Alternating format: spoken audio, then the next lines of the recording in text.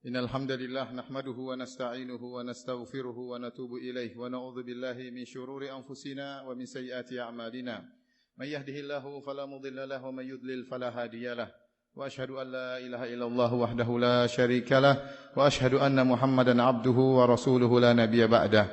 Ya ayyuhalladzina amanu taqullaha haqqa tuqatih wa la tamutunna illa wa antum muslimun. Fa inna asdaqal hadithi kitabullah wa khairal huda huda Muhammadin sallallahu alaihi wasallam. Wa syarrul umuri muhdatsatuha wa kullu muhdatsatin bid'ah wa kullu bid'atin dhalalah wa kullu dhalalatin finnar. Ma'asyiral muslimin. Sungguhnya di antara perkara yang telah diketahui oleh kaum muslimin sekalian bahwasanya amal saleh sebesar apapun, sebanyak apapun perjuangan untuk melakukannya, sebanyak apapun biaya yang dikeluarkan untuk mengerjakannya, namun jika tidak memenuhi dua persyaratan, yaitu ikhlas karena Allah dan sesuai dengan sunnah Nabi sallallahu alaihi wasallam, maka tidak akan diterima oleh Allah Subhanahu wa taala. Alladzi khalaqal mauta wal hayata liyabluwakum ayyukum ahsanu amala. Kata Allah Subhanahu wa taala, dialah Allah Subhanahu wa taala yang telah menciptakan kematian dan kehidupan, liyabluwakum, untuk menguji kalian. Ayyukum ahsanu amala, mana di antara kalian yang amalannya yang terbaik. Kata Al-Fudail bin Iyad rahimahullahu taala, ay akhlasuhu wa aswabuhu, yaitu amalan yang terbaik adalah amalan yang paling ikhlas dan amalan yang paling sesuai dengan sunnah Nabi sallallahu alaihi wasallam. Sebagaimana suatu amalan jika dikerjakan ternyata tidak sesuai dengan contoh Nabi sallallahu alaihi wasallam tidak diterima, demikian pula suatu amalan jika dikerjakan ternyata tidak ikhlas karena Allah Subhanahu wa taala, maka akan ditolak oleh Allah Subhanahu wa taala. Dalam hadis qudsi Allah Subhanahu wa taala berfirman, ana aghna syuraka ani syirk. Man amila amalan asyraka fihi ma'iyya ghairi taraktuhu wa syirkahu. Aku adalah zat yang paling tidak butuh dengan syarikat. Barang siapa yang mengamalkan suatu amalan apapun, asyraka fihi ma'iyya ghairi, ternyata dia mengambil syarikat selainku, ternyata dia tidak ikhlas, taraktuhu wa syirkahu, maka aku akan tinggalkan dia dan syarikatnya. Yaitu Allah Subhanahu wa taala di akhirat kelak akan menyuruh dia mencari pahala dari orang yang dia mencari pujian darinya. Allah tidak akan berikan pahala baginya. Hadirin yang dirahmati oleh Allah Subhanahu wa taala. Dari sini kita tahu bahwasanya amalan apapun, sebesar apapun, jika tidak dikerjakan ikhlas karena Allah, maka percuma dan sia-sia. Oleh karenanya Imam Ibnu Qayyim rahimahullahu taala pernah berkata, "Laisa sya'nu fil amal wa innama sya'nu fi hifdzil amal mimma yufsiduhu aw yuhbituhu." Perkara yang penting bukanlah seorang beramal, tapi yang lebih penting dari itu bagaimana menjaga suatu amalan jangan sampai rusak dan jangan sampai gugur. Kemudian beliau berkata, "Farriya'u muhbitun lil amal." Sungguhnya riya, beramal saleh untuk dipuji, untuk diperlihatkan, untuk dipamerkan, muhbitun lil amal, adalah menggugurkan amal. Kata beliau, "Farriya' wa indaqqa." Sungguhnya riya meskipun sedikit akan menggugurkan amal. Wa huwa abwabun katsirah la tuhsar, dan pintu-pintu riya sangatlah banyak, tidak terhitung. Ingat perkataan beliau, "Farriya'u wa indaqqa." Sungguhnya riya meskipun tipis menggugurkan amalan. Tidak ada bedanya seorang beramal soleh agar dipuji oleh 5 orang dengan agar dipuji oleh 1000 orang. Sama-sama tidak diterima oleh Allah Subhanahu wa taala. Tidak ada bedanya seorang beramal soleh untuk dipuji oleh 2 orang dengan 1.000.000 orang. Sama-sama tidak diterima oleh Allah Subhanahu wa taala. Karena Allah tidak menerima amalan seorang hamba kecuali yang sangat murni, tidak diserahkan kepada selain Allah Subhanahu wa taala. Dan ingat, pintu-pintu riya sangatlah banyak. Oleh karenanya seorang berusaha untuk menjaga amalnya agar tidak gugur, tidak rusak dengan niat ingin dipuji, ingin dipamerkan, ingin disanjung, ingin dihormati oleh masyarakat. Hadirin yang dirahmati oleh Allah Subhanahu wa taala. Dan di antara perkara yang sangat mudahkan kita untuk bisa menjaga amal, yaitu kita menyembunyikan amal soleh yang kita kerjakan. Apa kata Abu Hazim rahimahullahu taala, "Uktum min hasanatik kama taktum min sayyiatik." Sembunyikanlah kebaikan-kebaikanmu sebagaimana engkau menyembunyikan dosa-dosamu. Sebagaimana kau takut memamerkan dosa-dosamu, jangan kau pamerkan amalan-amalan kebajikanmu. Kata Nabi sallallahu alaihi wasallam, "Man istata'a minkum an yakuna lahu khabi'un min amalin salih, falyaf'al." Barang siapa di antara kalian yang mampu untuk menyembunyikan amal solehnya, maka lakukanlah. Maka hendaknya dia menyembunyikan amal solehnya. Apa saja amal solehnya jangan dia ceritakan. Apakah dia berbakti kepada ibunya? Apakah dia berbakti kepada ayahnya? Apakah dia adalah seorang suami yang terbaik bagi istrinya? Apakah dia seorang pengajar yang hebat? Apakah dia seorang penuntut ilmu yang hebat? Apakah dia seorang donatur yang mendonasikan hartanya yang sangat banyak? Maka hendaknya dia sembunyikan. Jangan dia ceritakan kepada siapapun. Agar pahalanya lebih banyak. Agar dia lebih selamat dari riya. Oleh karenanya syaitan berusaha menggelitiki hati seorang agar menceritakan amal solehnya. Karena syaitan tahu bahwasanya seorang jika menceritakan amal solehnya, dia sangat mudah terjerumus dalam riya. Setan berusaha menjerumuskannya dalam riya. Oleh karenanya kita lihat bagaimana para salafus saleh dahulu. Mereka bersusah payah untuk menyembunyikan amal saleh mereka. Mereka bersusah payah untuk menyembunyikan amal saleh mereka, menyembunyikan bacaan Quran mereka, menyembunyikan salat malam mereka, menyembunyikan sedekah mereka. Tetapi kita dapati sebagian saudara-saudara kita di zaman sekarang ini begitu pun mudah-mudah untuk menyiarkan amal saleh yang mereka lakukan. Mereka foto, kemudian mereka share di media sosial, seakan-akan mereka aman dari riya.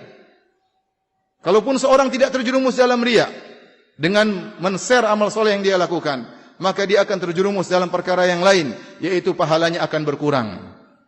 Amal yang tersembunyi pahalanya lebih besar daripada amal soleh yang disiarkan. Kata Allah Subhanahu wa taala, "In tubudus shadaqati fa ni'mahi wa in tukhfuha wa tu'tuha al-fuqara fa huwa khairul lakum wa yukaffiru ankum min sayyi'atikum wallahu bima ta'maluna khabir." Kata Allah Subhanahu wa taala, kalau kalian menampakkan amal soleh maka itu baik.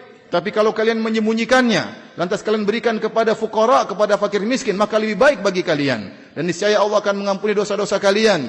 Dan sungguhnya Allah Maha mengetahui apa yang kalian lakukan. Apa yang kalian lakukan, Allah pasti tahu. Sedekah apapun yang kalian lakukan, rakaat yang kalian rukuk, salat yang kalian lakukan, bacaan Quran, tilawah yang kalian lakukan, Allah Maha mengetahuinya. Tidak perlu memberitahukan kepada orang lain. Maka ini lebih selamat dari penyakit riya yang sangat berbahaya. Ingatlah, syaitan tidak peduli Anda beramal soleh sebanyak apapun. Kalau Anda riya, maka gugurlah amal soleh Anda. Bahkan bisa jadi syaitan lebih suka seorang beramal soleh dengan riya daripada seorang tidak beramal sama sekali. Kalau seorang tidak beramal sama sekali, dia tidak memiliki pahala. Tapi seorang yang beramal soleh dengan riya, maka dia mengalami banyak kerugian. Yang pertama, dia sudah rugi waktu, rugi tenaga, rugi biaya. Bayangkan jika ada seorang berhaji, ternyata riya, hanya ingin dipanggil Pak Haji, hanya ingin diakui oleh masyarakat, hanya ingin dihormati oleh masyarakat. Betapa kerugian yang dia rasakan. Kerugian tenaga, kerugian biaya. Ya. Dari sisi lain, bukan cuma rugi tenaga dan biaya. Bahkan bukan cuma pahalanya nol. Bahkan dia mendapat minus, dia mendapat dosa. Karena riya adalah dosa besar yang mengancam seorang terjerumus dalam neraka jahanam. Semoga Allah Subhanahu wa taala menjauhkan kita dari penyakit riya dan semoga Allah Subhanahu wa taala memudahkan kita untuk ikhlas kepada Allah Subhanahu wa taala. Aqulu qouli hadza wa astaghfirullaha li wa lakum wa li sa'iril muslimin minadz-dzunubi wal khati'ah innahu huwal ghafurur rahim.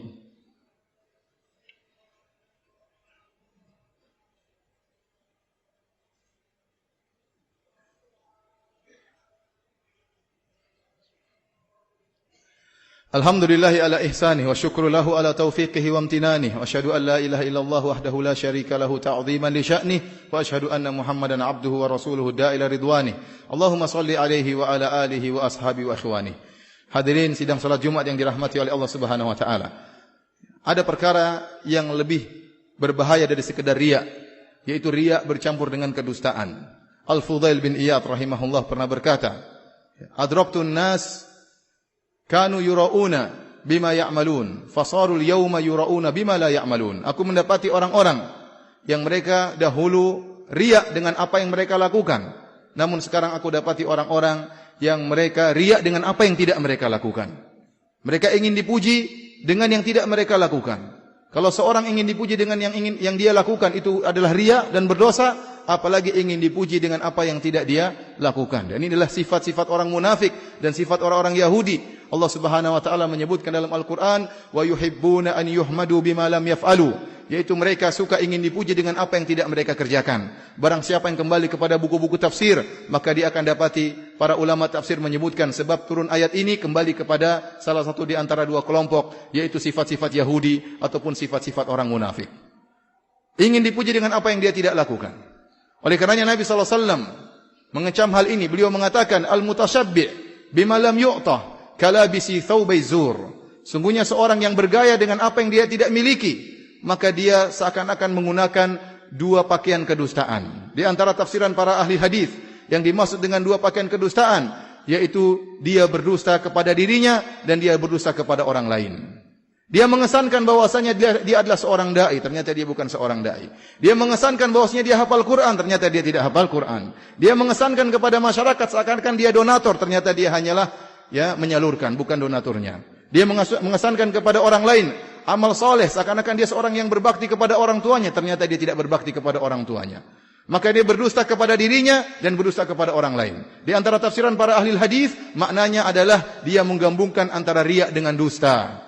Dia berdusta sekaligus riya, maka terkumpul padanya dua kedustaan dan dua dosa.